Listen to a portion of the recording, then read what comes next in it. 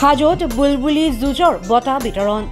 হাজোৰ ঐতিহাসিক বুলবুলি চৰাইৰ যুঁজ প্ৰতিযোগিতাৰ সফলতাৰে অনুষ্ঠিত হ'ল বঁটা বিতৰণী কাৰ্যসূচী। বিশিষ্ট চিকিৎসক হাজোৰ গৌৰৱ ডাক্তৰ দেৱব্ৰত পাঠক আৰু বিজেপি নেতা প্ৰকাশ দাস মুখ্য অতিথি হিচাপে উপস্থিত বঁটা বিতৰণী কাৰ্যসূচীত। প্ৰথম পুৰস্কাৰ লাভ কৰে ভৰালি তোলা নিবাসী বিশ্বজিৎ বিশ্বাসীয়ে। দ্বিতীয় পুৰস্কাৰ 4জন প্ৰতিযোগী আৰু তৃতীয় পুৰস্কাৰ 8জন প্ৰতিযোগীয়ে লাভ কৰে। প্ৰতিজন প্ৰতিযোগীক নগদ ধন আৰু ট্ৰফি বিতৰণ কৰে। ঐতিহাসিক বুলবুলি চৰাই যুঁজ প্ৰতিযোগিতাৰ বঁটা বিতৰণ কাৰ্যসূচী মাধৱ মন্দিৰ চৰাঘৰত অনুষ্ঠিত হয়। দুপৰীয়া অনুষ্ঠিত এই বঁটা বিতৰণ কাৰ্যসূচীত হাজোৰ ভৰালি তোলা আৰু সোণাৰী তোলাৰ ভক্তপ্ৰাণ ৰাইজো উপস্থিত থাকে।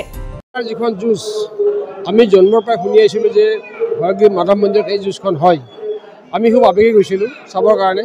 যেতিয়া জনা হৈছোঁ তেতিয়া বুলবুলি চৰাইৰ যুঁজখনৰ কথা শুনিছিলোঁ, কিন্তু হঠাৎ যেতিয়া আইনী মেৰ পাছত পৰি এইটো বন্ধ হৈ গ'ল, আমাৰ মনতো দুখ লাগিছিলে। কিন্তু এতিয়া ভাল লাগিছে যে আইনী মেৰ পাছ অতিক্ৰম কৰি আমাৰ দেৱালয়ৰ কৰ্মকৰ্তা, স্থানীয় ৰাইজ তথা চৰকাৰৰ সহযোগত আশীৰ্বাদত আকৌ বুলবুলি চৰাই পুনৰ প্ৰতিষ্ঠা হৈছে, আৰম্ভ হৈছে।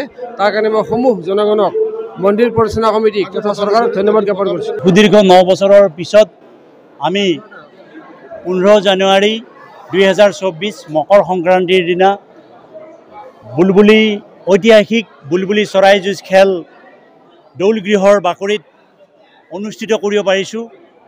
সেইটোৱে আমাৰ সমগ্ৰ হাজোবাসীক আনন্দিত কৰিছে।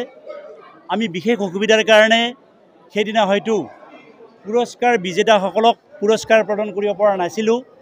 সেইকাৰণে আজি আমি পুৰস্কাৰ বঁটা বিতৰণী অনুষ্ঠান আজি অনুষ্ঠিত কৰিলোঁ আৰু এই অনুষ্ঠানত পুৰস্কাৰ প্ৰাপকসকলক পুৰস্কাৰ প্ৰদান কৰা হৈছে।